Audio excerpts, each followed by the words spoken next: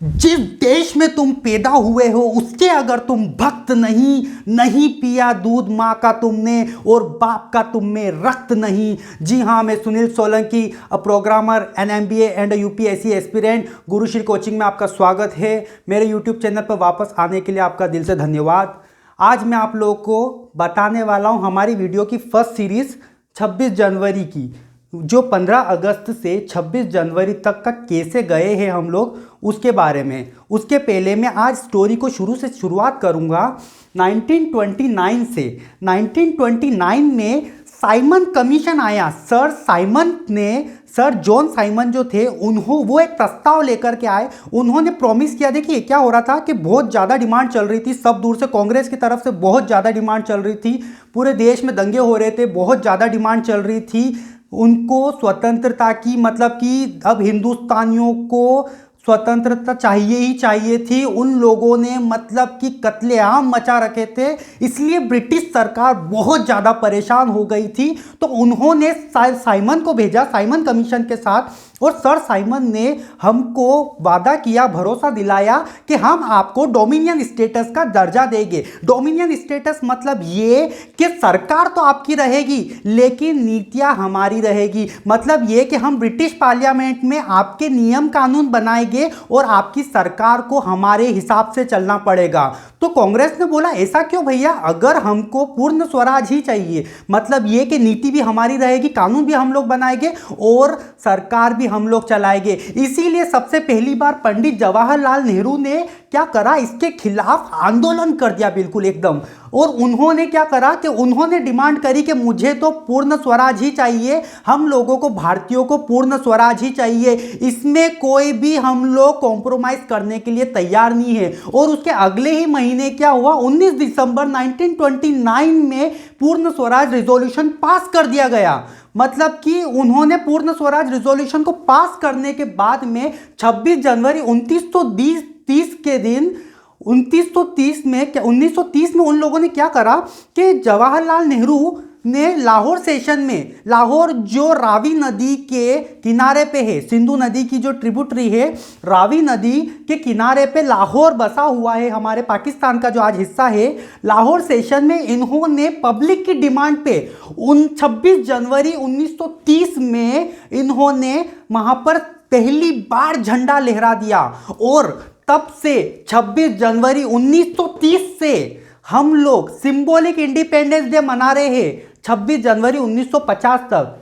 ये जो समय था दोस्तों, ये जो समय था 26 जनवरी 1930 यहाँ से लेकर के 26 जनवरी 1950, जब तक हमारा देश का कानून लागू नहीं हुआ तब तक हम सिंबॉलिक इंडिपेंडेंस डे ही मना रहे थे। मतलब प्रतीकात्मक स्वतंत्रता दिवस। हमको इंडिपेंडेंस नहीं मिली थी, लेकिन तो भी हम लोगों को ये पता था भैया कि हमको पूरा पूरा पूरा स्वराज चाहिए। मतलब ये कि पूर्ण स्वराज चाहिए हम लोगों को, इसीलिए इन लोगों ने इसको ये करा। उसके बाद मैं आपको बताऊंगा 26 जनवरी। तो आप देखिए एक चीज़ समझिए कि 26 जनवरी ही यहाँ ये ही वजह है कि यहाँ पर 26 जनवरी आया है। यहाँ की वजह से ही यहाँ पर 26 जनवरी की तारीख को ही चुना गया है। आप इस चीज़ को समझिएगा। उसके बाद में ये सब कुछ हो गया। उसके बाद में गवर्नमेंट ऑफ इंडिया एक्ट आया 1935 का। ये बहुत इंपॉर्टेंट एक्ट है 1935 का, जो गवर्नमेंट इंडिया एक्ट है, मतलब भारत सरकार अधिनियम। इसमें अधिकतर कानून जो हमारे आज के बने हुए संविधान में जो लिए हैं 1935 को आधार मानकर ही हमारे देश का कानून बना था।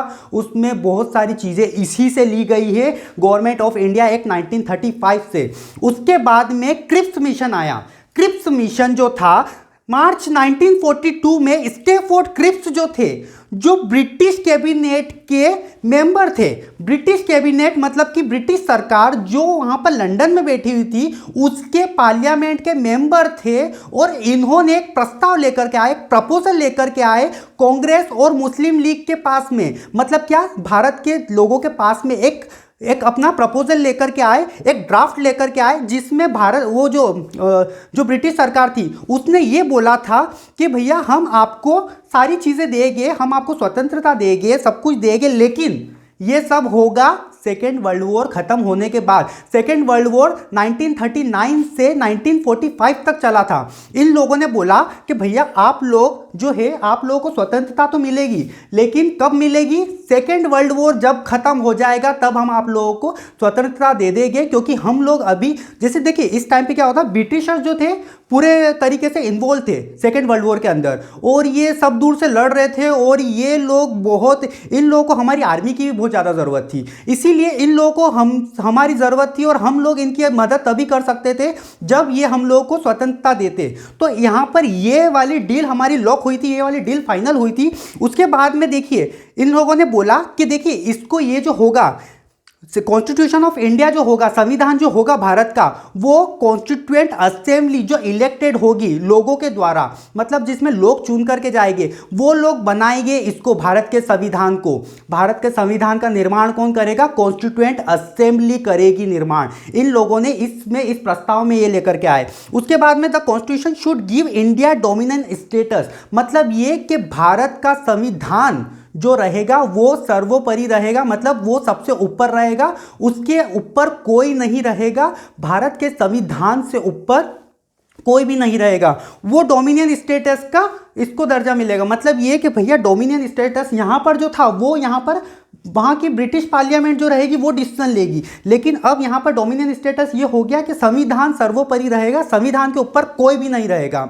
ये हमारी फर्स्ट वीडियो थी। इसके बाद में आपको नेक्स्ट वीडियो दूंगा, वो भी बहुत इंटरेस्टिंग रहेगी। दोस्तों इस वीडियो को जितना शेयर कर सकते हो करिए, और हमारे भारत के हर एक हिंदुस्तानी को ये पता होना चाहिए कि हमारा संविधान कैसे बना है। मैं आप लोगों को बहुत अच्छे तरीके से बताऊंगा। इस वीडियो को जितना शेयर कर सकते हो, हर एक हिंदुस्तानी के मोबाइल में ये वीडियो होनी चाहिए। जितना शेयर कर सकते हो, जितना लाइक कर सकते हो, जितना कमेंट करके मुझे बता सकते हो। देखिए मैं आपको इनके ऊपर, जैसे कि हमारे बी आर अम्बेडकर जो ड्राफ्टिंग कमेटी के चेयरमैन थे, उसके ऊपर आप लोगों को वीडियो चाहिए, आप लोग कमेंट कीजिए, मुझे बताइए कि आपको चाहिए उसके ऊपर।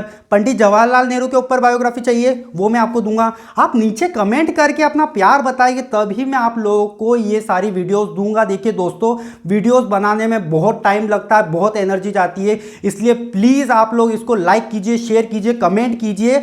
सब्सक्राइब नहीं कर रखा अपने चैनल को तो आप सब्सक्राइब कीजिए, क्योंकि आप लोगों के पास इतनी पावरफुल वीडियोस वरना नहीं आएगी। आपको पता ही नहीं चलेगा कब वीडियोस आएगी और कब पता नहीं चलेगा निकल जाएगी। इसीलिए आप लोग सब्सक्राइब कीजिए और नीचे बेल आइकन को दबा दीजिए, जिससे आप लोगों को जैसे ही वीडियो आएगी आप लोगों को सबसे पहले मिलेगी। ओके, तो आज की ये वीडियो यहीं तक थी। इसके बाद मैं आपको सेकेंड पार्ट दूंगा इसका। धन्यवाद।